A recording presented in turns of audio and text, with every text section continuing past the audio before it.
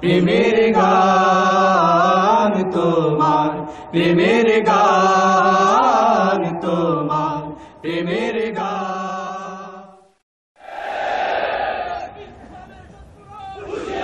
না না না, আমরা শত্রুকে হুঁশিয়ার করতে চাই না, শত্রুকে জ্ঞান দিতে চাই। এবং আমরা এদেরকে শত্রু মনেও করি না। এরা আমাদের শত্রু নয়, ওরা আমাদের ভাই। ওদের জন্য দরদ আছে কলিজায়, কারণ ওরা বোঝে না। সেই জন্য ওদের প্রতি দরদ। রাসূলুল্লাহ মার খেয়েছেন, বদদোয়া করেছেন? আমি জবাব চাই, বদদোয়া করেছেন? তাইফের ময়দানে রক্ত ঝরেছে, ওহদের ময়দানে দান্দান মোবারক শহীদ হয়েছে, রাসূলুল্লাহ বদদোয়া করেছেন? বদদোয়া করেন নাই। বলেছেন আল্লাহুম্মা গফির লিকাওমি ফাইন্নাহুম লা ইয়ালামুন। আয় আল্লাহ, আমার জাতিকে ক্ষমা করে দাও। শুধু এক জায়গায় একটু ব্যথা প্রকাশ করেছিলেন, যখন দাঁত ভেঙে গেল, কপালে আঘাত লেগে কপাল থেকে রক্ত পড়তেছিল, তখন তিনি বলছিলেন এই জাতির কল্যাণ কি করে হবে যে জাতি তার নবীর চেহারা রক্ত দিয়ে লাল বানাই দিল? এই জাতির কিসমত কি করে ভালো হবে? কষ্ট পেয়ে এই কথাটি বলেছিলেন। আর বলেছেন আল্লাহুম্মা গফির লিকাওমি ফাইন্নাহুম লা ইয়ালামুন। আমার কওম বোঝে না, আল্লাহ এদেরকে তুমি হেদায়েত দাও। বলেন আমিন। যারা এইসব কথা বলে অনেক লেখাপড়া করেছে, অনেক লেখাপড়া করেছে। বিমল মিত্রের এত বড় বই পড়েছে, শরতের এত রচনা পড়েছে, রবীন্দ্রনাথের এত রচনা পড়েছে, Nihar Ranjan, Jarasandha, Krishnachandra, Burton Rasel, Copernicus, Kepler, মাও সেতুং, কার্ল মার্কস, এদের অসংখ্য বই পড়েছে, কিন্তু দুর্ভাগ্য কোরআন শরীফ পড়ে নাই, কোরআন জানে না। ওদের শিক্ষা যদি কোরআনমুখী হতো তাহলে ওরাই আমাদের নেতৃত্ব দেওয়ার যোগ্যতা ওদেরও ছিল। আল্লাহ তাআলা এদেরকে হেদায়েত দিন। আমরা বলি আমিন, আমরা বলি আমিন। কোরআন আপনারা আমি কোরআনের কথা বলতে এসেছি, আপনারাও কোরআন শুনতে এসেছেন, আলহামদুলিল্লাহ বলি। এই যে যতক্ষণ বসেছেন, যে কোরআনের ক্লাস, কোরআনের ছাত্র আপনারা, আমিও ছাত্র। যে মাঠে বসছেন, এ মাঠ এখন সিলেটের সরকারি মাদ্রাসা ময়দান এখন আর নাই। কোরআনের বরকতে এ মাঠ এখন জান্নাতের টুকরায় পরিণত হয়ে গেছে। এর থেকে শ্রেষ্ঠ মাহফিল আকাশের নিচে জমিনের উপরে আর নাই। সুবহানাল্লাহ। কোরআন আমাদের জন্য হেদায়েত নিয়ে এসেছিল, আমরা বুঝি নাই, এটা মারাত্মক ভুল করেছি। এখন কি সিদ্ধান্ত নিতে পারি যে কোরআন বুঝবার চেষ্টা করব, পড়বো কোরআন? তাও কি সবাই জবাব দিতে পারলাম? আমি অনুরোধ করব বিনয়ের সাথে, সিলেটের মানুষদেরকে আমি, আল্লাহ সাক্ষী, আমি ভালোবাসি, সিলেট আমাকে ভালোবাসে, এতে কোনো খাদ নাই। আমি সব জায়গায় বলি, আপনাদেরকে প্রশংসা করে আপনাদেরকে ভুলাইতে চাই না, দরকার নেই, আপনারা এমনি সম্ভ্রান্ত। আমি বাংলাদেশে বিভিন্ন জেলায় বলি, এরকম মেহমান নওয়াজ, এরকম আলেম ভক্ত, এরকম শরীফ ভদ্র বাংলাদেশের অন্যান্য জেলায় এতটা আছে। সব জায়গায় কিছু না কিছু ভালো মন্দ আছে, কিন্তু এখানে ভালোর সংখ্যাটা বেশি বলে আমার কাছে মনে হয়। আর এটার কারণ, এই এলাকায় আল্লাহর যথেষ্ট ওলিরা এসেছিলেন, সুবহানাল্লাহ বলেন। তারা বিশাল খেদমত করে গেছেন, বিরাট খেদমত করে গেছেন। আমাদের অলিউল্লাহরা, আমাদের ওলামায়ে কেরাম, আমাদের সম্পদ। এই সিলেটের মাটি উর্বর মাটি, হাজার হাজার আলেমের জন্ম দিয়েছে এ মাটি, আলহামদুলিল্লাহ। আমি এটাও আল্লাহর কুদরত বলে মনে করি, রহমত বলে মনে করি। 2 বছর পর তাফসীরের মাহফিল সিলেট থেকে শুরু হওয়ার অর্থটা কি? আল্লাহ এখানে কেন কবুল করলেন? এর থেকে বড় মাহফিল হয় চট্টগ্রামে। সারা দেশের মধ্যে সব থেকে বড় তাফসীরের মাহফিল চট্টগ্রাম। কাবা শরীফের ইমাম 2 বার এসেছেন দেখার জন্য, বিশাল। আপনারা ভাবতে পারবেন না, অন্তত 3 কিলোমিটার নিয়ে মাহফিলটা হয় শেষ দিন, এত মানুষ হয়। কিন্তু সিলেট দিয়ে আল্লাহ শুরু করলেন, আমার মনে হয় এ কারণেই সিলেটের মানুষ নাই, পৃথিবীতে এমন অঞ্চল খুব কম আছে। এখান থেকে আওয়াজ মোবাইলের মাধ্যমে ছড়ে যাচ্ছে দিক থেকে দিগন্তে, পৃথিবীর এক প্রান্ত থেকে আর এক প্রান্তে, এক গোলার্ধ থেকে আর এক গোলার্ধে। গত রাত্রেও কাবা শরীফ থেকে, মদিনা মুনাওয়ারা থেকে আমার কাছে টেলিফোন করেছে, সিলেটের মাহফিল হচ্ছে তো, তারা এই মাহফিলের জন্য তাওয়াফ করেছে, দোয়া করেছে। লন্ডন থেকে উদ্গ্রীব হয়ে আছে, সিলেটের মাহফিল হচ্ছে তো, আল্লাহ তাআলা করে দিলেন। সুবহানাল্লাহ, রব্বানা লাকাল হামদ। বলেন রব্বানা লাকাল হামদ। আলহামদুলিল্লাহ, আল্লাহ শুকর, কোরআন শুনতে আপনারা এসেছেন। আমার ধারণা ছিল যে সিলেটে তো প্রত্যেক বছর আমি 2 দিন অথবা খুব বেশি টাইট প্রোগ্রাম হলে 1 দিন থাকি, আর বেশি বেশি 2 দিন থাকি, 3 দিন তো থাকিই না। প্রথম দিন লোক বোধহয় কম হবে। আমি আপনাদের অত্যন্ত প্রিয় নেতা ডক্টর শফিকুর রহমান সাহেবকে বলতেছিলাম যে প্রথম দিন লোক বোধহয় কম হতে পারে। উনিও তাই চিন্তা করতেছিলেন, হয়তো বা তাই হতেও পারে। কিন্তু আমি দেখলাম দ্বিতীয় দিন অন্যান্য বছর যা হয় তার থেকেও বেশি লোক হয়ে গেছে। আলহামদুলিল্লাহ, আলহামদুলিল্লাহ বলেন না। আল্লাহ তাআলা, আরে ভাই আমি দেখতে বলিনি, আমার কথা কত বিশ্বাস করেন।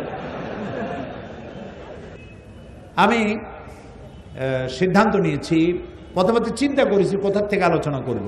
এ তো এক মহাসমুদ্র, এটা কি তাও কয় আসতে। মহাসমুদ্র বললেও ভুল হবে। মহাসমুদ্রের তলদেশে যাওয়া যায়, যাওয়া যায় না? আরে মহাসমুদ্রের তলদেশে যাইতে না পারলে টাইটানিক আবিষ্কার হইল কেমনে? যাওয়া যায় তো, কিন্তু এটার তলদেশে স্পর্শ করা যায় না। আল্লাহ রাব্বুল আলামিন বলেন, কুল লাউ কানাল বাহরু মিদাদান লিকালিমাতি রাব্বি লানাফিদাল বাহরু ক্বাবলা আন তানফাদা কালিমাতু রাব্বি ওয়ালাউ জিনা বিমিসলিহি মাদাদা। হে নবী, আপনি বলুন, তামাম পৃথিবীর সমস্ত পানিগুলি যদি কালি হয়ে যায়, আর তাই দিয়ে যদি আমার রবের কালিমার লেখা, কালেমার ব্যাখ্যা লেখা যদি শুরু হয়ে যায়, আর কালিগুলি যদি ফুরিয়ে যায়, আবার যদি দরিয়াগুলি কালি দিয়ে ভর্তি করে দেওয়া হয়, তাহলে লিখতে লিখতে সমস্ত পানিরূপ কালিগুলি সব শেষ হয়ে যাবে, আমার রবের কালিমার ব্যাখ্যা লেখা শেষ হবে না। যুগ যুগ ধরে এর তাফসীর হচ্ছে, ব্যাখ্যা হচ্ছে। কোন মুফাসসির আজ পর্যন্ত বলতে পারেন না যে তাফসীর আমি যা করছি this is the last and final, এরপর আর দরকার নাই, এইটাই শেষ। বলতে পারছে কেউ? পারে নাই। নিত্য নতুন তথ্য বেরিয়ে আসছে কোরআন থেকে এবং আসতে থাকবে। গোটা বিশ্ব উপকৃত হবে আল্লাহর কোরআন দিয়ে। আমি চিন্তা করেছি আমাদের কিছু ঘাটতি আছে। আমরা নিজেদেরকে দাবি করি মোমেন। আমরা নিজেদেরকে কি দাবি করি বলেন? মোমেন বলে দাবি করি। এখন মোমেনদের মোমেন হওয়ার জন্য যে সমস্ত কোয়ালিটি, বৈশিষ্ট্য থাকা দরকার, সেসব বৈশিষ্ট্যের অভাব আমাদের মধ্যে দেখা দিয়েছে বলে আল্লাহ তাআলা মাঝে মধ্যে আমাদেরকে বিপদে ফেলেন, শিক্ষা দেন। এই বিপদ থেকে উত্তীর্ণ হওয়ার জন্য আমাদেরকে কোরআন থেকে শিক্ষা নিতে হবে, মোমেনের বৈশিষ্ট্য অর্জন করতে হবে। সেজন্য আমি সূরা তওবার 112 নম্বর আয়াতটি বেছে নিয়েছি আপনাদেরকে বলার জন্য। এখানে কোরআনে কারীমের মধ্যে সূরা তওবায় আল্লাহ তাআলা মুমিনদের 8টি বৈশিষ্ট্যের কথা বলেছেন। আমি ধীরে ধীরে 3 দিন আসি তো, যদি আল্লাহ রাখেন, বলেন আমিন। এই 8টি বৈশিষ্ট্যের কথা আমি বলবো। এই বৈশিষ্ট্যগুলি যদি আমরা অর্জন করতে পারি, তাহলে আল্লাহ তাআলা আমাদের সুদিন আবার ফিরিয়ে দিবেন ইনশাআল্লাহ। বলি ইনশাআল্লাহ। আউযু বিল্লাহি মিনাশ শাইতানির রাজীম। বিসমিল্লাহির রহমানির রহিম। التائبون العابدون الحامدون السائحون الراكعون الساجدون الآمرون بالمعروف والناهون عن المنكر والحافظون لحدود الله وبشر المؤمنين। সূরা তাওবার 112 নম্বর আয়াতে আল্লাহ তাআলা মুমিনদের 8টি বৈশিষ্ট্যের কথা বলেছেন। কয়টি? 8টি। জান্নাতের সংখ্যা কয়টি? এই 8টি বৈশিষ্ট্য যদি আমরা ধরে রাখতে পারি আমাদের চরিত্রে, আমাদের চিন্তায় চেতনায়, আমাদের মননশীলতায়, আমাদের চলায় ফেরায় ওঠায় বসায়, আমাদের লেনদেনে, আমাদের বক্তৃতায় বিবৃতিতে, আমাদের বিবাহ শাদীতে, আমাদের জীবন বৈচিত্র্যে, এই 8টি কোয়ালিটি যদি অর্জন করতে পারি, ধরে রাখতে পারি, অসম্ভব নয় আল্লাহ তাআলা এরই বরকতে জান্নাতের 8টি দরজাই আমাদের জন্য ওপেন করে দিবেন ইনশাআল্লাহ। 1 নম্বরে হচ্ছে আত-তাইবুন, তওবাকারী। তওবাকারী, যারা তওবা করে, একবার না বারবার তওবাকারী। এখন তওবা কাকে বলে? তওবা মানে আমরা ধারণা করি তওবা মানে হলো গুনাহ মাফ চাওয়া। আসলে শব্দ সেটা নয়, অর্থ তা নয়। 2টি শব্দ এখানে, একটা হলো তওবা আর একটা হলো ইস্তেগফার। বলেন কি কি? তওবা আর ইস্তেগফার। তওবা শব্দের অর্থ হলো বিরত থাকা, বেঁচে চলা, স্টপ করে দেওয়া, বন্ধ করে দেওয়া, রুজু করা, ফিরে আসা। এ হলো তওবা শব্দের অর্থ। আল্লাহ তাআলা তার এক নাম হলো তাওয়াব। আল্লাহর এক নাম কি? তাওয়াব। যে তওবা করে সে রুজু করে। মুখালেফাত, তওবা মানে গুনাহ করা মানে মুখালেফাত করা, আল্লাহর সাথে, আল্লাহর আইনের সাথে বিরোধিতা করা, এইটার নামই হলো গুনাহ। গুনাহ থেকে যে তওবা করলো সে রুজু করলো, মুখালেফাত থেকে মুওয়াফাকাতের দিকে আসলো। আল্লাহর বিধান অনুযায়ী চলার নাম হলো মুওয়াফাকাত। আর আপনি যখন বিরোধিতা করবেন সেটা হলো মুখালেফাত। আপনি যখন তওবা করলেন, রুজু করলেন, যিনি তওবা করলেন তাকে বলা হয় তায়েব। যিনি তওবা করেছেন তাই কি বলা হয়? তায়েব। একটা মানুষ যখন তায়েব হয়, আল্লাহ তার প্রতি তাওয়াব হন। ও লোকটা যখন রুজু করলো, আল্লাহ তখন তার দিকে ফিরে এলেন। এই জন্য হাদিসে কুদসির ভিতরে আছে যে বান্দা যদি আমার দিকে 1 হাত 1 বিঘাত আগায়, আমার রহমত তার দিকে 1 হাত আগায়। বান্দা যদি আমার দিকে হেঁটে আসে, আমার রহমত বান্দার দিকে দৌড়ে যায়। ইয়া আইয়ুহাল্লাযীনা আমানু তুবু ইলাল্লাহি জামিআ। হে বিশ্বাসীরা, তোমরা সবাই আল্লাহর কাছে তওবা করো, ফিরে আসো। যে সব গুনাহ করেছো, গুনাহ থেকে ফিরে আসো, তওবা করো। আল্লাহ তাআলা এমন নন যে মানুষ গুনাহ করলে পরে তাকে শাস্তি দেবেনি। যদি তওবা করে আল্লাহ তার গুনাহ মাফ করে দেন। সুবহানাল্লাহ বলে।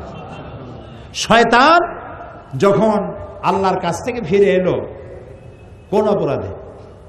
কয়টা গুনাহ করছিল শয়তান? বলেন না কেন? একটা অপরাধ করেছিল। তো আল্লাহ তাআলা তাকে রাজিম করলেন, মরদুদ করলেন, বিতাড়িত করলেন। শয়তান বলল যে আদমের কারণে আমার সমস্ত ইবাদত পণ্ড হয়ে গেল, আমি সেই আদমের সন্তানগুলি সবগুলিকে ওয়াসওয়াসা দিয়ে জাহান্নামে নিয়ে যাব। আল্লাহ তাআলা ফেরেশতাদেরকে অর্ডার করলেন, আমার বান্দা যদি একটা গুনার নিয়ত করে, তার আমলনামায় কোনো গুনাহ লিখবা না, কিন্তু গুনাহটা যখন করা হয়ে যাবে একটার পরিবর্তে একটা গুনাহই লিখবা। কিন্তু আমার বান্দা যদি একটি নেক কাজ করার নিয়ত করে, কাজটা সম্পাদন করে নাই, শুধু নিয়ত করেছে, আমলনামায় একটি নেকি লিখে দিবে। সুবহানাল্লাহ বলতে ইচ্ছা করে। আর যখন নেক কাজটি সম্পন্ন হয়ে যাবে, আমার বান্দার আমলনামায় একের পরিবর্তে 10টা গ্রেস মার্ক 10 গুণ বাড়াইয়া নেকি লিখে দিবা। দুনিয়ার মানুষের শাস্তির বিধান দেখেন, কেউ চুরি করলো, ডাকাতি করলো, সে গ্রেফতার হলো, জেলে গেল, 6 মাস পর আবার বেরিয়ে আসলো, আবার অপরাধ করলো, আবার জেলে গেল, আবার বেরিয়ে আসলো, আবার অপরাধ করলো, আবার জেলে গেল। যতবার অপরাধ করবে ততবার জেলে যাবে, আর থানায় তার খাতায় ব্ল্যাক লিস্টে তার নাম লিপিবদ্ধ হয়ে থাকবে, দাগি চোর, দাগি ডাকাত ইত্যাদি। কিন্তু আল্লাহ রাব্বুল আলামিনের সিস্টেম ভিন্ন।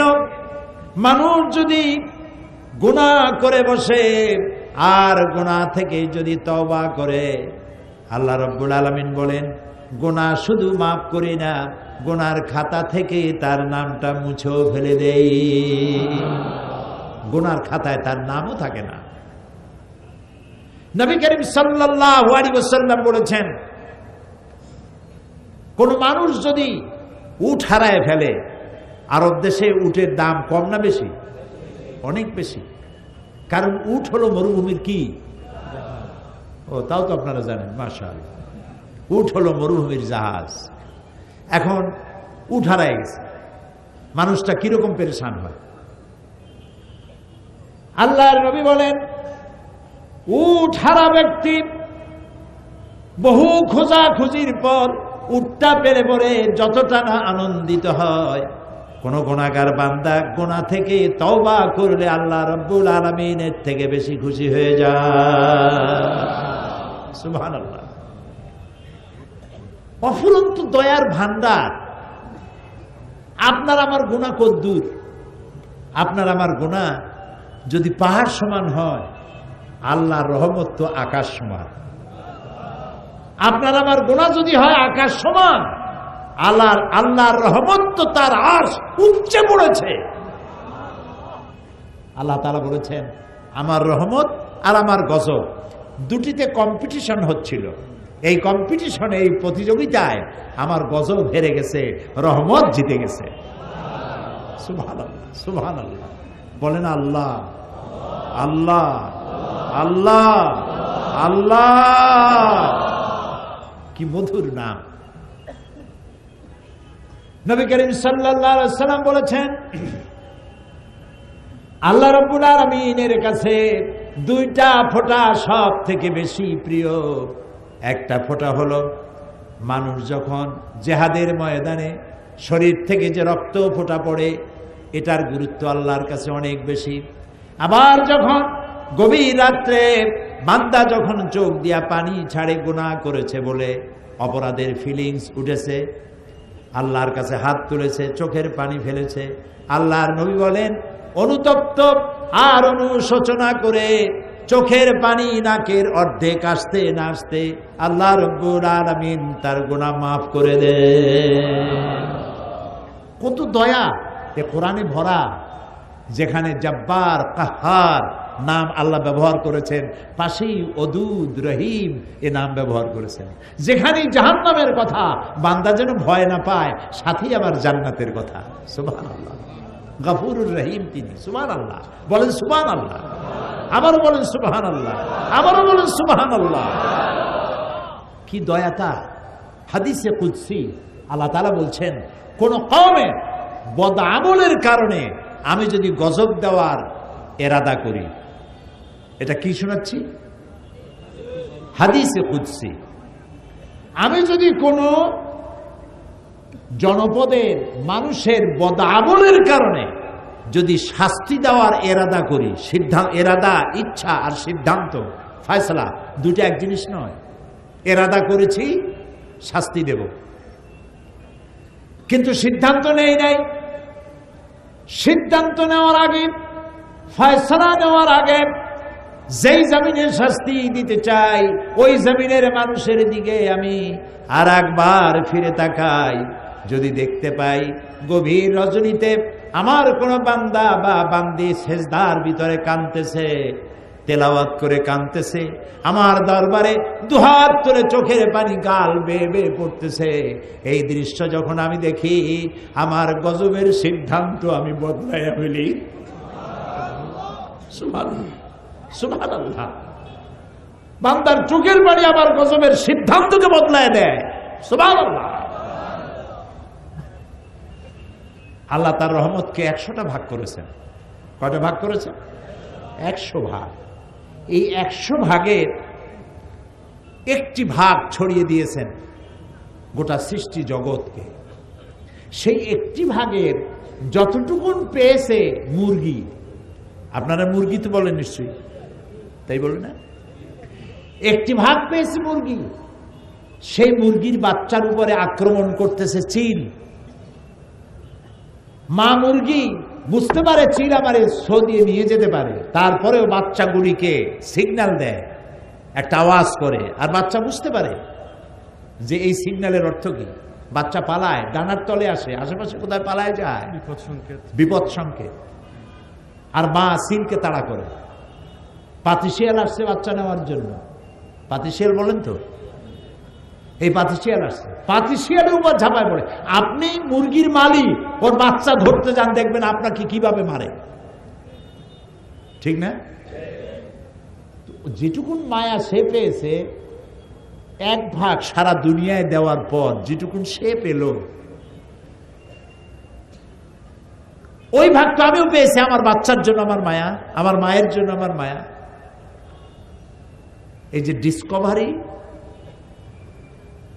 অ্যানিমেল প্ল্যানেট, ন্যাশনাল জিওগ্রাফি, এগুলি আছে না টিভিতে, এর মধ্যে একবার দেখতেছিলাম ছবি দেখতে দেখতে, এগুলি আমার খুব পছন্দের।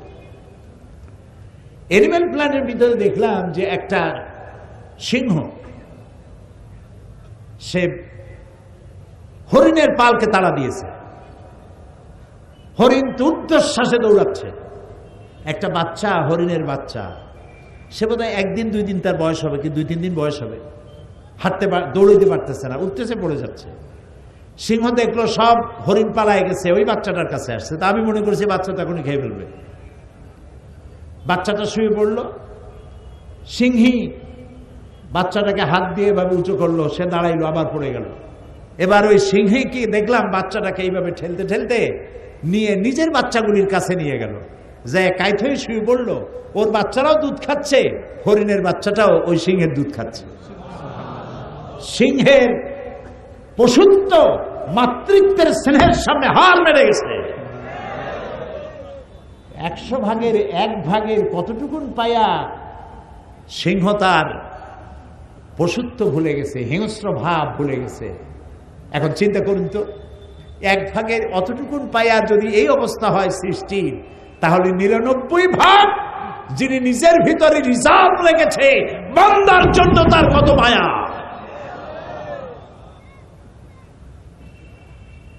বান্দা গুনাহ করতেই পারে, 1000 বার পারে। আল্লাহ তাআলা দিনের বেলায় তার হাত সম্প্রসারিত করে রাখেন, যাতে রাতের গুনাহগারেরা মাপ চায়। হাদিস, কিয়ামত পর্যন্ত আল্লাহ তাআলা দিনের বেলায় তার রহমতের হাত প্রসারিত করে রাখেন, যাতে রাতে যারা গুনাহ করছে তারা যেন মাপ চেয়ে নেয়। আবার রাতের বেলায় 2 হাত প্রসারিত করে রাখেন, যাতে করে দিনের গুনাহগারেরা রাতের বেলায় উঠে চোখের পানি ফেলে গুনাহ মাপ চায়। সূর্য যতক্ষণ পশ্চিম দিগন্ত থেকে উদিত না হচ্ছে, ততদিন পর্যন্ত আল্লাহ তাআলা তার রহমতের হাত বিস্তার করে রাখবে। আর তাইবুন, বেশি করে তওবা করো, গুনাহ মাপ চাও আল্লাহর কাছে। গুনাহ মাফ করার ক্ষমতা কারো নাই। গুনাহ মাফ করতে কে পারে? সবাই বলে, ওয়াইজা ফাআলু ফাহিশাতান আও যালামু আনফুসাহুম যাকারুল্লাহ। যখন কোনো মানুষ গুনাহ করে, ওয়াইজা ফাআলু ফাহিশাতান, কোনো অশ্লীল কাজ করে বসলো, আও যালামু আনফুসাহুম, অথবা নিজের নফসের উপরে জুলম করেছে, অত্যাচার করেছে, গুনাহ করেছে, যাকারুল্লাহ, তখন তার স্মরণ হলো, আহারে আমার তো আল্লাহ আছে। সুবহানাল্লাহ, বলেন না সুবহানাল্লাহ। আহারে আমি তো গুনাহ করে ফেলছি, আমি তো মানুষের মতো কাম করি নাই, আমি তো পশুর মতো কাম করেছি। করে না মানুষে? কি কি করে তো বলার দরকার নেই, আপনি বুঝিয়ে নেন। তা আমি তো পশুর মতো কাম করে ফেলেছি, আমি তো অন্যায় করে ফেলেছি। জাকারুল্লাহ, আল্লাহর কথা তার স্মরণ হলো, ফাস্তাগফারু, তখন সে আল্লাহর কাছে ক্ষমা চাইল। আল্লাহ তাআলা বলছেন গুনাহ করছে বান্দা, আর যখন বুঝলো তার একজন রব আছে, তার কাছে জবাবদিহি করতে হবে, সে গুনার জন্য অনুশোচনা করলো, চোখের পানি ফেললো, আমাকে ক্ষমাশীল হিসাবে বান্দা আমাকে কাছে পাবে। সুবহানাল্লাহ, সুবহানাল্লাহ, সুবহানাল্লাহ। আল্লাহ তাআলা বলছেন ইয়া আইয়ুহাল্লাযীনা আমানু তুবু ইলাল্লাহি তাওবাতান নাসুহা। তওবা নাসুহা করো। তওবা নাসুহাটা কি? তওবা নাসুহাটা হচ্ছে এমন তওবা হবে যে তওবাটা গুনাহ দুই প্রকারের হয়, একটা হয় আল্লাহর সাথে আর একটা হয় বান্দার সাথে। গুনাহ কয় রকম হয়? দুই রকম, একটা আল্লাহর সাথে আর একটা বান্দার সাথে। তো আল্লাহর সাথে যে গুনাহটা হবে সেজন্য আল্লাহর কাছে ক্ষমা চাইতে হবে, এই গুনাহ আর করবো না, আল্লাহ তুমি মাফ করে দাও। আর বান্দার সাথে যে গুনাহটা হবে সেই গুনাহটা যার সাথে হয়েছে, কারো হক নষ্ট করেছেন, আইল কি বলে, কেলানি, ঠেলানি, আইল ঠেলানি করছেন, তারপরে সুদ খেয়েছেন, ঘুষ খাইছেন, যারটা তারে ফিরাই দিতে হবে, যারটা তারে ফিরাই দিতে হবে।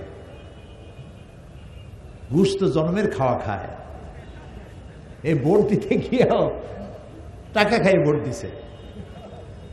একজন আমাকে বলতেছে যে আমি তো কিছু টাকা নিয়ে ফেলাইছি একজনের কাছ থেকে। তা বললাম যে ভোট তো তুমি দিবা, তা টাকা নিয়ে দিলা কেন, টাকা খাইলা কেন, নিলা কেন? কই হুজুর, টাকা বড় ভিটামিন যুক্ত জিনিস, এই ভিটামিন যুক্ত জিনিস বেশি খাইলে পরে সমস্যা আছে। এই টাকাগুলো ফেরত দেওয়া লাগবে, যার কাছ থেকে নিয়েছেন তাকে ফেরত দিতে হবে। যতক্ষণ না যে বান্দার হক নষ্ট করেছেন সেই বান্দার হক যতক্ষণ না তার কাছে ফেরত না দিবেন, ক্ষমা না চাইবেন, তিনি যতক্ষণ ক্ষমা না করবেন, আল্লাহ এত মহা শক্তিধর, আল্লাহ রাব্বুল আলামিন এই অপরাধ ক্ষমা করবেন না, করবেন না, করবেন না। নবী করিম সাল্লাল্লাহু আলাইহি ওয়াসাল্লাম বলেছেন আতাদরুনা মাল মুফলিস, তোমরা কি জানো অসহায় দরিদ্রকে? সাহাবীরা বলেন হ্যাঁ জানি। কে? বলল যে যার উট নাই, ভেড়া নাই, গরু নাই, ছাগল নাই, বাড়ি নাই, ঘর নাই, এই তো গরিব। রাসূলুল্লাহ বললেন এই অর্থে আমি বলি নেই। মুফলিস অসহায়, গরিব, দরিদ্র, নিঃস্ব ওই ব্যক্তি হবে কিয়ামতের দিন যে অনেক নামাজ, রোজা, তাহাজ্জুদ ইত্যাদি নিয়ে আল্লাহর দরবারে হাজির হবে, জান্নাতে যাওয়ার মতো সব তার আছে। এমন সময় দেখা যাবে লাইন দেওয়া লোক দাঁড়ানো, একজন এসে বলবে আল্লাহ তাআলা আমি তার কাছে এত টাকা পাবো, আর একজনে বলবে আমার জমিন উল্টাই দিছে, আইল ঠেলছে। আইল কি ঠেলুনি করছে? আইল ঠেলিছে, আইল ঠেলে। আর একজনে বলবে ঘুষ খাইছে, আর একজনে বলবে তারে ভোট দিই নাই, এই জন্য আমার ঠ্যাং ভাঙ্গি হাতে ধরাই দিছে। এই নানান রকমের অভিযোগ নিয়ে হাজির হবে কিয়ামতের ময়দানে এই ব্যক্তির বিরুদ্ধে। তো আল্লাহ তাআলা এখন ওরে যদি বলে যে ওর টাকা ফেরত দাও, ওর টাকা আছে ওখানে, ওখানে টাকা চলবে? আচ্ছা টাকা না চললে ডলার তো চলবে, পাউন্ড তা চলবে না।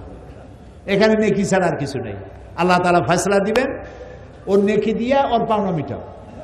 তারপরে ফরজ গেল, ওয়াজিব গেল, সুন্নত গেল, নফল গেল, মুস্তাহাব গেল, যা যা সব কামাই করছিল সবগুলি দেনাদারদের দেওয়ার পরেও রাসূলুল্লাহ বলছেন যে তার পাওনাদার আরো বাকি আছে। তখন আল্লাহ তাআলা ফয়সালা করবেন ওদের পাপ এর মাথায় দিয়ে একে জাহান্নামে পাঠায় দাও। নাউজ বলেন নাউযু বিল্লাহি মিন যালিক। এটা হলো মুফলিস, এটা হলো অসহায়। এর থেকে দরিদ্র, এর থেকে অসহায় আর কেউ হতে পারে না। আল্লাহ আমাদেরকে মাফ করুন, আমরা বলি আমিন। এই যে কাবা শরীফ তওয়াফ করে আপনারা গেছেন না? আপনাদের তো অনেক পয়সা, সিলেটের মানুষের আলহামদুলিল্লাহ। যারা যান নাই যাবেন, যাবেন। আল্লাহ যাওয়ার তৌফিক দিন, বলেন আমিন, বলেন সবাই আমিন। কাবা শরীফের মজাই আলাদা, সুবহানাল্লাহ। একটি কালো ঘর, কোন শৈল্পিক সৌন্দর্য কাবা শরীফের নাই। কালো পাথর, কালো চাদর দিয়ে ঢাকা, কিন্তু আমি যতবার দেখি আমার কাছে মনে হয় যেন সারা দুনিয়ার সব সৌন্দর্য দিয়ে এই ঘরটা তৈরি করা হয়েছে, চোখ ফিরানো যায় না।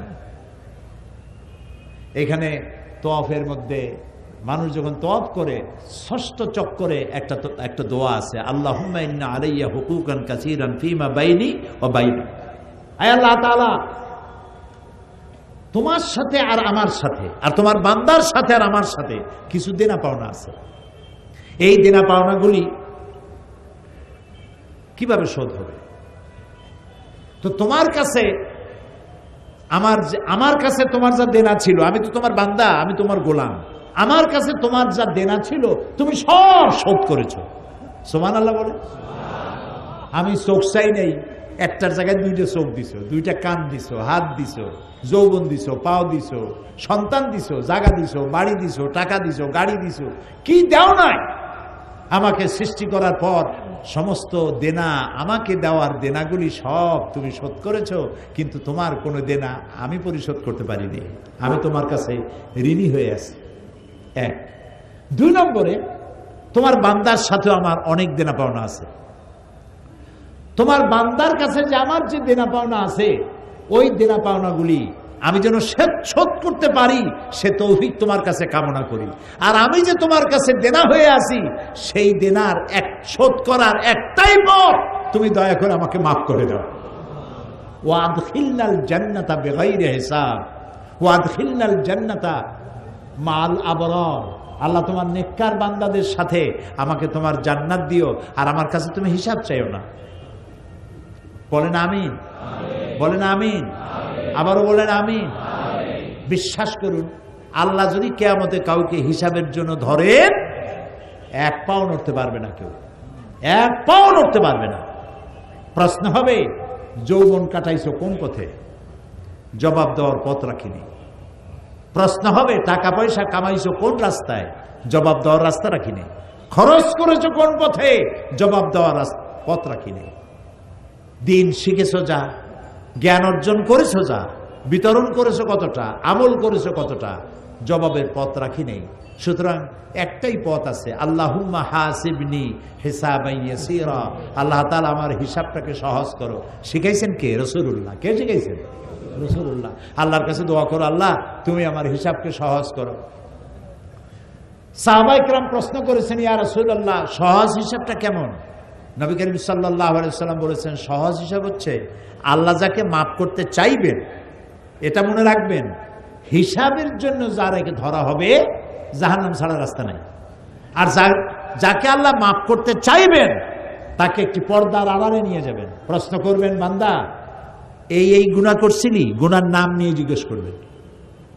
ইন্না লিল্লাহি ওয়া ইন্না ইলাইহি রাজিউন। কে জিজ্ঞেস করবেন? আমার মালিক। বলেন, কে জিজ্ঞেস করবেন? আমার মালিক, আমার রব।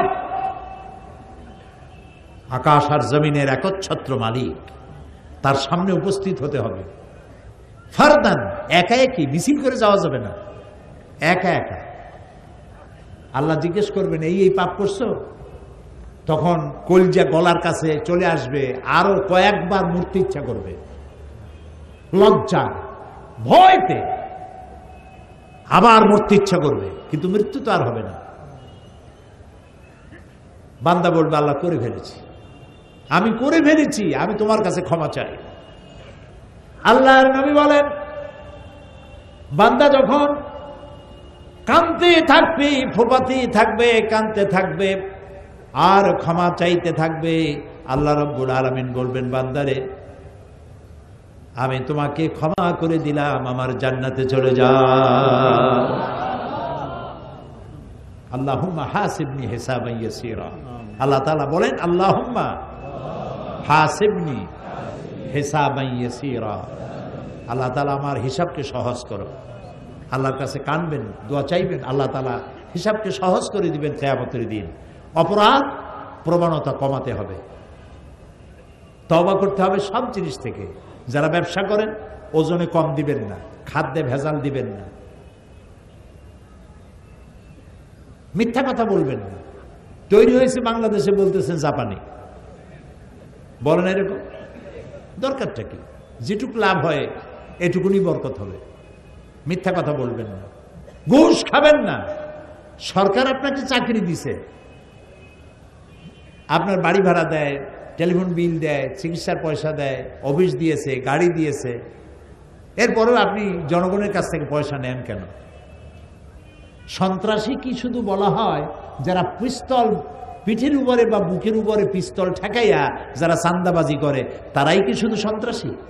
না, ওরাও যেমন পিস্তল ঠেকাইয়া, মূল উদ্দেশ্য তো টাকা নেওয়া। মূল উদ্দেশ্য কি? পিস্তল ঠেকাই কয় বাইর করেন, কি বাইর করবো, যা আছে তাই বাইর কর। তখন পিস্তল ঠেকাইয়া টাকার উদ্দেশ্যেই পিস্তলটা ঠেকায়। পিস্তল ঠেকাইয়া তা চাঁদাবাজি করা যদি সন্ত্রাসী তৎপরতা হয়, তাহলে ফাইল চাপা দিয়ে ফাইল আটকাইয়া টাকা আদায় করা এই অস্ত্র দিয়ে সন্ত্রাসী তৎপরতার চাইতে জঘন্য অপরাধ। অফিসের একটা ফাইল একটা টেবিল থেকে আর একটা টেবিলে যেতে 14-15 দিন লাগে। কয় যে স্যার, এ ফাইলেও আজকাল একটু চাটা না হইলে ফাইল নড়ে না। সব জায়গায় পয়সা হারাম, আপনি হারাম খাচ্ছেন। হারাম টাকা দিয়ে আপনার গায়ের রক্ত তৈরি হচ্ছে, আপনার বাচ্চা পয়দা হচ্ছে, হারাম পয়দা হচ্ছে।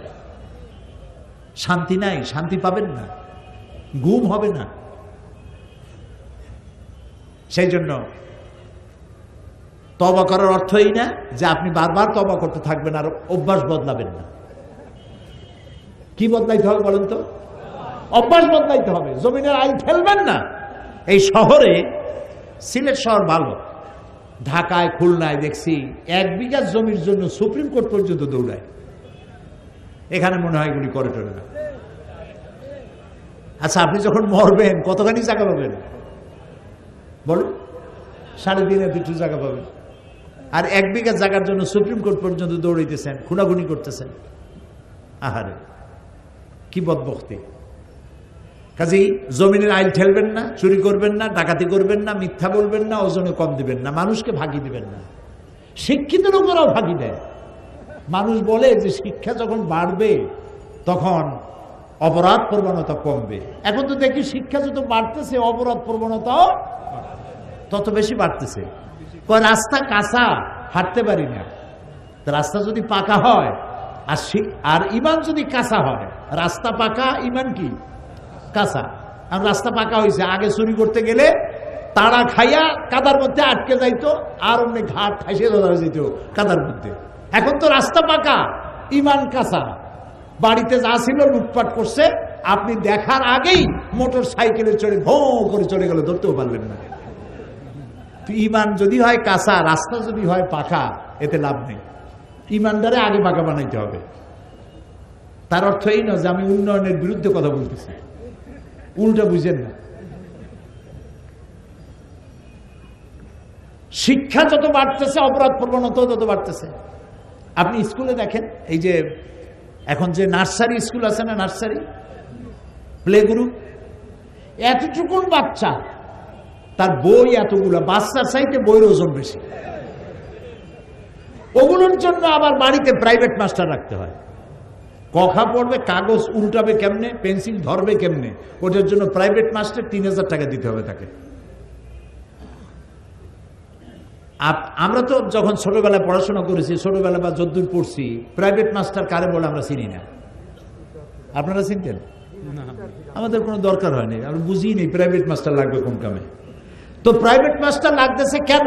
এই জন্য লাগতেছে যে স্কুলে যে টিচার শিক্ষকতা করতেছেন তিনি পাঠদান সঠিকভাবে করছেন না। যদি পাঠদান সঠিকভাবে করতেন তাহলে প্রাইভেট টিচার রেখে যারা সরকারি চাকরি করে, মধ্যবিত্ত লোক, তাদের বাজারের টাকা কমাইয়া কমাইয়া আপনারে পয়সা দিয়া এইভাবে করে ছেলেমেয়েরা লেখাপড়া শিক্ষার দরকার ছিল না। তাহলে আপনি স্কুলে ফাঁকি দিচ্ছেন, আপনি কলেজে ফাঁকি দিচ্ছেন, ইউনিভার্সিটিতে ফাঁকি দিচ্ছেন, ঠিক মতো পড়াচ্ছেন না। হসপিটালের চিকিৎসা যদি সঠিকভাবে হতো তাহলে প্রাইভেট ক্লিনিকের দরকার হতো না। যে দুইটা জিনিস সব থেকে নন প্রফিটেবল হওয়া উচিত ছিল, সেই দুইটা জিনিস সব থেকে বেশি প্রফিটেবল হয়েছে, একটা এডুকেশন আর একটা ট্রিটমেন্ট। আবার ছাত্র ভর্তি করতে যাবেন, সেখানে যুদ্ধ রীতিমতো। ডোনেশন দিতে হবে। চাঁদা নেবে, ওটার সুন্দর নাম রাখছে ডোনেশন। জি, ঘুষ বলা নিষেধ, ওটা ঘুষ না, এটা হচ্ছে বকশিস। তা আবার রোজার দিন একজনে ঘুষ খাওয়ার অভ্যাস, তো টাকা নিয়ে গেছে একজনের, স্যার এই যে, আরে বেটা রোজার দিন তুমি এইটা আমার হাতে দাও, বেয়াদব। কয় স্যার আপনি এটা ছাড়া তো কাজ করবেন না বলেছেন। কয় যে রোজা রেখে হাতে করে নেওয়া যায়, এই ড্রয়ার খুলে ড্রয়ারের মধ্যে ধুয়ে যায়। অভ্যাস যদি না বদলান আর যদি খালি কান্দাকাটি করেন, আল্লাহ মাফ করো মাফ করো, কিছু হবে না, খামো খাই। অভ্যাস বদলাইতে হবে, জীবনটারে বদলাইতে হবে। জীবনটারে কি করতে হবে? বদলাইতে হবে, জীবনটাকে বদলাতে হবে। এই কথাগুলি বিগত 31 বছর 32 বছর এই সিলেটের ময়দানে বলা হয়েছে কোরআন থেকে। জীবন বদলান, আসুন আমরা সবাই জীবন বদলাই। আমি আমাকেও নসিহত করি, সবাইকে নসিহত করছি, আমরা আমাদের জীবনটাকে বদলাই ফেলি, আল্লাহকে ভয় করি। মনে রাখুন, আল্লাহর অবজারভেশনের বাইরে 1 সেকেন্ডের জন্য আমরা কেউ নাই। আল্লাহর পর্যবেক্ষণের ভেতরে আপনি আমি রয়েছি। তিনি আলিমুম বিজাতিস সুদূর সামিউম বাসীর, সব দেখতেছেন, সব শুনতেছেন, এবং আমার অন্তরের খবরও তিনি জানেন। সুবহানাল্লাহ, তাকে ফাঁকি দেওয়ার কোনো উপায় নাই। সেই জন্য আত-তায়েবুন, তওবাকারী, বারবার তওবাকারী। তওবা আমি কি বুঝাতে সক্ষম হয়েছি? আমিন বলি। আমরা যেন জীবনটাকে বদলাই, ওজনে কম দেব না, খাদ্যে ভেজাল দেব না, মানুষকে কষ্ট দেব না, প্রত্যেকটি মেয়ে লোককে সম্মান করব, নারীদেরকে সম্মান করব। এটা যুবকদের জন্য বেশি জরুরি, সবার জন্যই জরুরি। দেখা যায় মেয়েদের কলেজ ছুটি হয়েছে, girls college, girls high school ছুটি হয়েছে, কতগুলো পোলাপান মাথায় এত বড় চুল, হাতে মোবাইল, ধিন ধিন করে নাচতেছে, গেটের সামনে এতিমের মতো খাড়াই রয়েছে। আরে বাবা, তুমি ওখানে গেছো কেন? অন্যের মেয়েকে তোমার নিজের আপন বোন বা মায়ের মতো দেখতে পারো না? নারীদেরকে সম্মান করতে শেখো। হিন্দু, খ্রিস্টান, বৌদ্ধ প্রত্যেকটি মানুষকে সম্মান করো। আমার কোরআন তাই শেখায়। আমার কোরআন বলে কারো দেবতাকে গালি দিও না, কারো দেবতাকে গালি দিও না, কারো মন্দির, কারো প্যাগোডা, কারো গির্জা ভেঙে দিও না, কারো উপাসনালয়ের গায়ে হাত দিও না। প্রত্যেক ধর্মের প্রতি মর্যাদা রক্ষা করো, সম্মান বোধের সৃষ্টি হোক মানুষের প্রতি মানুষের। আল্লাহ রসুল বলেছেন, আল খালকু আয়ালুল্লাহ, গোটা সৃষ্টি জগৎ আল্লাহর পরিবার। সুবহানাল্লাহ বলেন, সুবহানাল্লাহ বলেন। পিঁপড়া থেকে শুরু করে হাতি, টুনটুনি পাখি থেকে ঈগল পাখি, চেলাপুটি থেকে তিমি মাছ, সমস্ত সৃষ্টি জগৎ আল্লাহর পরিবারভুক্ত। সুতরাং কোনো মানুষকে, কোনো প্রাণীকে কষ্ট দিবেন না। মানুষের প্রতি সম্মানবোধ, নারীর প্রতি সম্মানবোধ, মানুষের প্রতি শ্রদ্ধাবোধ। মান লাম ইয়ারহাম সাগীরানা ওয়া লাম ইউআক্কির কাবীরানা ফালাইসা মিন্না। রাসূলুল্লাহ বলেছেন, যে ব্যক্তি বয়স্কদেরকে সম্মান করে না, ছোটদেরকে স্নেহ করে না, সে আমার দলভুক্ত নয়, আমার উম্মত নয়। সোজা কথা। আমরা কি ছোটদেরকে স্নেহ করতে পারছি? না, পারিনি। মসজিদের মধ্যে বাচ্চা দেখলি, ভাই এই দূর দূর দূর। আরে ভাই, ওটা তো কোনো বিশেষ প্রাণীর বাচ্চা না, ওটা তো মানুষের বাচ্চা। এমন ভাবে চোখ গরম করে ওই বাচ্চা বাড়ি যায়, কয় মা, মসজিদে আমি আল্লাহর কসম জীবনে আর যাবো না। এইটা কি করা উচিত হয়েছে বলেন আপনি? ওরে আপনি আদর করবেন, প্রয়োজনে পকেটে 3-4টা চকলেট নিয়ে যাবেন। বাচ্চা যদি মসজিদে দেখেন, নামাজ পড়ে বেরোবার সময় ওরা একটা চকলেট দিবেন। বাচ্চা মনে করবে ভালো তো, মসজিদে আসলেই তো চকলেট পাওয়া যায়, ও মসজিদের অভ্যাস হবে। আপনি তো সর্বনাশ করছেন। নবী করিম সাল্লাল্লাহু আলাইহি ওয়াসাল্লাম এই আচরণ করেন নাই। বাচ্চাদের প্রতি তিনি রহমশীল ছিলেন। বলবো সামনের দিকে ইনশাআল্লাহ। আজকে কথা শেষ করে দিয়ে এইভাবে, যে আমাদের অভ্যাসটা বদলাইতে হবে। কি কি বলছি মনে আছে তো? তাও কথা কেন, কথা না বললে আমি বুঝি কি? মনে আছে? মনে আছে? আল্লাহ মনে রাখার তৌফিক দিক জোরে বলেন আমিন। আমি মোনাজাত করব, মোনাজাতের জন্য দাঁড়ানো ভাইদের বসতে হবে। আপনারা তো জানেনই, আমি সবসময় বলি যে মোনাজাতটার আদব হলো বসে মোনাজাত করা। একটু বসেন, এতক্ষণ কিন্তু আমি একবারও বলি না যে আপনি বসেন বসেন বলিনি, এখন বলছি, আদর করে বলছি, সম্মান করে বলছি, বসুন, মোনাজাতে আমরা অংশ নেই। জীবনটাকে বদলাবো, এটা শপথ নিলাম আজকে। জীবনটাকে, যার যে বদভ্যাস আছে, আমি জানি আমার কি বদভ্যাস আছে, আপনি জানেন আপনার মধ্যে কি বদভ্যাস আছে, আপনি জানেন কত জায়গায় আপনি আল্লাহর সাথে নাফরমানি করেন, আমিও জানি আমি কত জায়গায় আল্লাহর সাথে নাফরমানি করি। আল্লাহ এবং রাসূলের সাথে নাফরমানি হয়, এই সমস্ত কাজ থেকে আল্লাহ তাআলা আমাদেরকে রক্ষা করো, আমরা বলি আমিন। তো আল্লাহ তাআলার কাছে তওবা করতে হবে, গুনাহ মাপ চাইতে হবে, আর ওই বদভ্যাস আর করব না। মা বাপকে সম্মান করব, ছোটদেরকে স্নেহ করব, ওজনে কম দেব না, খাদ্যে ভেজাল দেব না, মানুষকে ফাঁকি দেব না। চিকিৎসার নামে, এবার ডাক্তারদেরকে বলছি, যারা চিকিৎসক, সব না, আমি তো বলছি নসিহত আমার জন্য, রাগ করতেছেন না তো?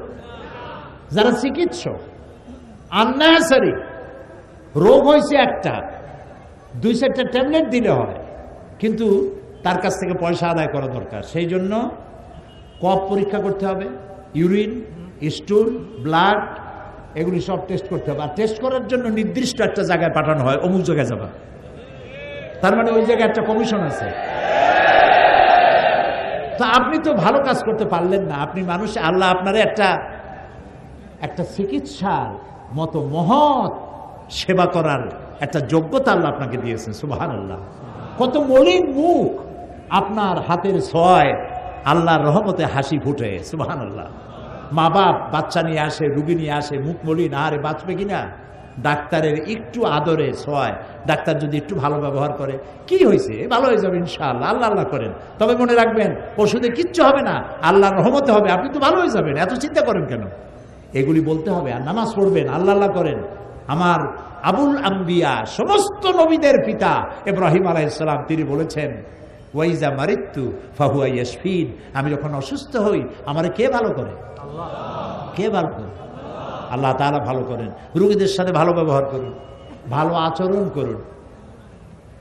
এখন ডাক্তার যদি হয় বদমেজাজি, রুগী একবার আসছে ওষুধপত্র দিয়ে দিয়েছে, আবার আসছে তুমি এখনো মরো নাই, এইরকমের ডাক্তার হইলে তো তার কাছে আর আসবে না। মেজাজটা ভালো করতে হবে, প্রয়োজনের অতিরিক্ত টেস্ট দেওয়ার দরকার নাই, প্রয়োজনের অতিরিক্ত ওষুধ দেওয়ার দরকার নাই। আমি এক ডাক্তারকে জানি, যে ডাক্তারের মাথার উপরে লিখে রাখছে, আমি নাম বলবো না, তাহলে আপনারা সবাই তারে ওখানে যে ভিড় করবেন, তার মাথার উপরে লিখে রাখছে, আপনার যদি পয়সা কড়ির কোনো সমস্যা থাকে, অভাব থাকে, আমাকে বলতে লজ্জাবোধ করবেন না। আলহামদুলিল্লাহ বলুন। তা আপনি যদি ডেলি 1-2টা রুগী ফ্রি দেখেন, আপনি কি না খায় মরবেন? 2টা গরিব মানুষকে প্রতিদিন যদি ফ্রি দেখেন, সুবহানাল্লাহ, ওই লোকটা খুশি হবে, আল্লাহ আপনার ইনকামে বরকত দিয়ে দিবেন। শিক্ষক বললাম, ডাক্তার বললাম, আর আমার সম্প্রদায় যারা আলেম ওলামা আছেন, আমি তো আলেমদের পর্যায়ে পড়ি না, আমি তো একজন আপনাদের মতো তালিবি ইলম। তারাও মানুষকে উপদেশ দিবেন, নিজেও উপদেশটা নিজেও পালন করবেন, এবং কোনো কিছুর বিনিময় নয়, উদ্দেশ্য থাকবে আল্লাহর রহমত কামনা করা এবং মানুষকে হেদায়েত করা, এটাই থাকবে উদ্দেশ্য। কোরআন বুঝানো থাকবে উদ্দেশ্য। কোরআন বুঝাই নাই বলেই এই জাতি মুসিবতে পড়েছে। এক সময় ছিল যখন প্রত্যেক বাড়ি বাড়ি কোরআন শরীফ তেলাওয়াত হইতো, ঠিক কিনা বলেন? বুড়া মানুষেরা বলেন, প্রত্যেক বাড়ি বাড়ি। আমার আব্বা আমাকে বলতেন ছোটবেলায়, আমি যেখানে থাকতাম, বলতেন যে এরকম আওয়াজে পড়বা, আমি যেন আমার রুমের থেকে শুনতে পারি, ফজরের পরে এর আওয়াজে পড়বা, আমি যেন শুনতে পারি তুমি তেলাওয়াত করতেছো। তার মানে আমি যেন না ঘুমাই, তেলাওয়াত পড়া বাধ্যতামূলক প্রত্যেক মুসলমানের বাড়ি। এখন সেই তেলাওয়াত নাই।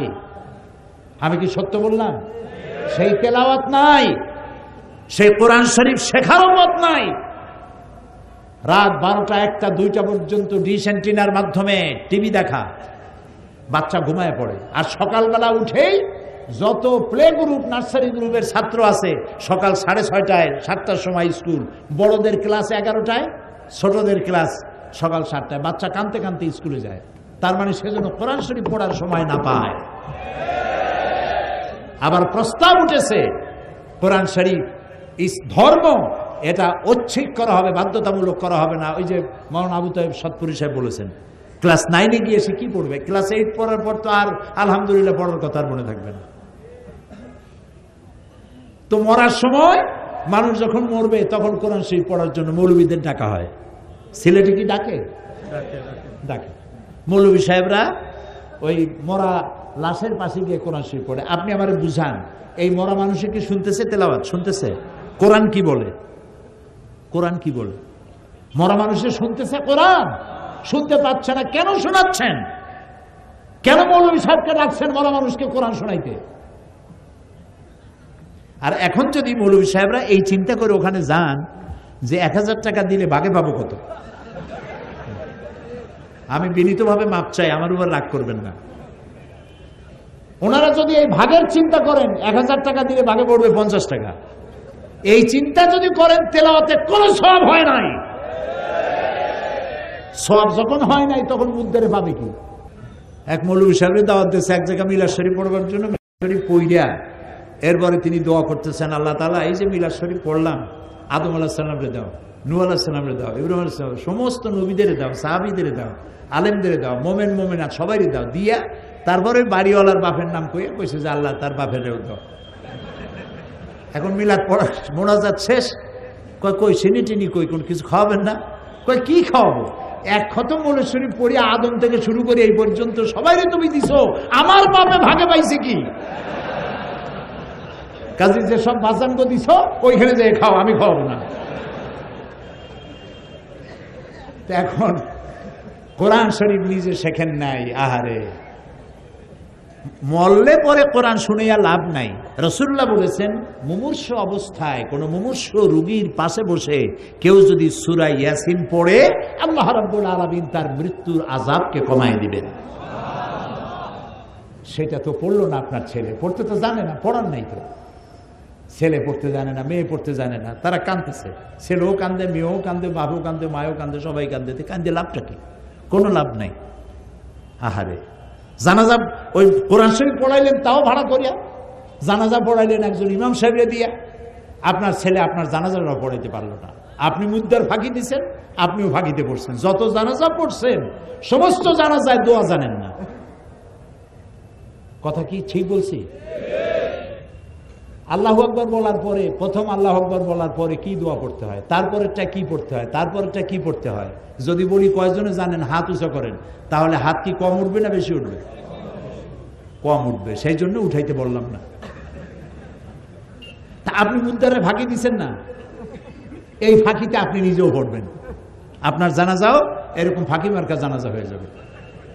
নাউযুবিল্লাহি মিন যালিক। কোরআন শরীফ শিখুন, কোরআন শরীফ শিখুন, বাচ্চাদেরকে কোরআন শরীফ শিখান। আরো কত অবহেলা! ইংরেজি শিখায় যে মাস্টার, অঙ্ক শিখায় যে মাস্টার, সারেগামা পাদানিশা, সাদের লাভ, এগুলা যে শিখায় তার বেতন 3000 টাকা, 5000 টাকা প্রত্যেক মাসে। আর কোরআন শরীফ যে শিখায় মৌলভী সাহেবের 600 টাকা বেতন, 6 মাস বাকি।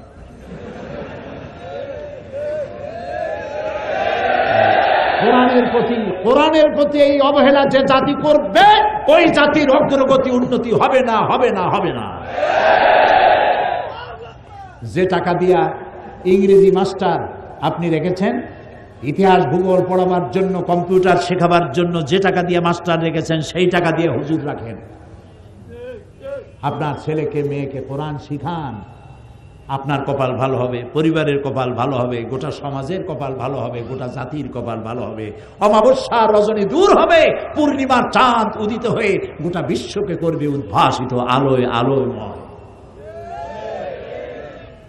ওয়াখির দাওয়ানা আলহামদুলিল্লাহি রাব্বিল আলামিন। বাকি কথা কালকে হবে আর পরশুদিন হবে ইনশাআল্লাহ। আল্লাহুম্মা আমিন। ربنا ظلمنا أنفسنا وإن لم تغفر لنا وترحمنا لنكونن من الخاسرين। আয় আল্লাহ তাআলা, হাজার হাজার মুসলমান নরনারী দীর্ঘ কয়েক বছর পরে এই সিলেটের ময়দানে কোরআনের মাহফিলে তোমার দরবারে হাত তুলেছি, মেহেরবানি করে আমাদের জিন্দেগির গুনাহ মাফ করে দাও রব্বুল আলামিন। আমাদের মা বাপ যাদের দুনিয়া থেকে বিদায় হয়ে গেছে, কবরগুলিকে জান্নাতের টুকরা বানায়া দাও। রব্বির হামহুমা কামা রব্বায়ানি সগীরা, সবাই পড়েন রব্বির হামহুমা কামা রব্বায়ানি সগীরা। হে আল্লাহ তাআলা, দীর্ঘ 2-3 বছর পর এই মাহফিলের আয়োজন এই ময়দানে যারা করলেন, আঞ্জুমানে খেদমতে কোরআন, আল্লাহ এর সাথে যারা জড়িত আছেন, আল্লাহ তাআলা তুমি মেহেরবানি করে তাদের জিন্দেগির গুনাহ মাফ করে দিও। কিয়ামতের দিন আল্লাহ তাআলা এই কোরআনের সুপারিশ তাদের নসিব করে দিও। আল্লাহ তাআলা তামাম পৃথিবীতে মুসলমানেরা যত জায়গায় বিপদে আছে, সমস্ত বিপদগ্রস্ত মুসলমানদেরকে আল্লাহ তুমি সাহায্য করো রব্বুল আলামিন। আমরা যারা তোমার দরবারে হাত তুলেছি, আমাদের স্ত্রী পুত্র পরিজন সবগুলিকে দিনদার, ইমানদার, নামাজি, পরহেজগার বানায়া দাও। আয় আল্লাহ তাআলা, আমাদের দেশ সহ তামাম পৃথিবীতে মুসলমানেরা যত জায়গায় বিপদগ্রস্ত, মজলুম, কথা বলতে পারে না, নজরবন্দি, গৃহবন্দী, আল্লাহ দয়া করে তুমি তাদের সাহায্যকারী হয়ে যাও। ইসলামের বিরুদ্ধে যত ষড়যন্ত্র চলছে, সমস্ত ষড়যন্ত্রের মোকাবেলায় আল্লাহ তুমি আমাদের শত্রু এবং আমরা এর মাঝখানে তোমার রহমত দিয়ে আমাদেরকে পর্দা দিয়ে ঢেকে রাখো আল্লাহ তাআলা। এই বিশাল মাহফিলের আয়োজন যারা করেছেন, প্যান্ডেল করেছেন, লাইট, মাইক, পোস্টারিং, প্রচার ইত্যাদি যারাই শরীক হয়েছেন, যেসব সাংবাদিকরাও এসেছেন, আলেম ওলামা এসেছেন, আল্লাহ সকলকে জীবন বদলাবার তৌফিক দাও। আল্লাহ ওই রকমের দিন বদল চাই না যেই দিন বদলে সন্ত্রাসী তৎপরতা বেড়ে যায়, যেই দিন বদলের মাধ্যমে মানুষের ভাগ্যের সর্বনাশ হয়, এই দিন বদল চাই না। আল্লাহ আমাদের ভাগ্যের বদল চাই, আমাদের ভাগ্য বদলায় দাও, খারাপ থেকে ভালো ভাগ্য দান করো, খারাপ ভাগ্য থেকে সৌভাগ্য দান করো, বদ আমল থেকে নেক আমল দিয়ে আমাদের জীবনকে ভরে দাও। আগামীকাল এবং পরের দিন এ মাহফিল তোমার কুদরতি নিজাম দিয়ে তুমি পরিচালিত করে দিও, তোমার বান্দা বান্দীদেরকে আসার তৌফিক দিও। আর তো এখানে যারা কথা বলবেন তাদেরকে তোমার পক্ষ থেকে সেই কথাগুলি বলাইও যে কথাগুলি বললে মানুষের হৃদয়ে দাগ কাটে এবং আমল করার সুযোগ পায়, বোঝা সহজ হয়, এভাবে বলার তৌফিক দিও। ربنا تقبل منا إنك أنت السميع العليم وتب علينا إنك أنت التواب الرحيم سبحان ربك رب العزة عما يصفون وسلام على المرسلين والحمد لله رب العالمين واجعل آخر كلامنا عند الموت لا إله إلا الله محمد رسول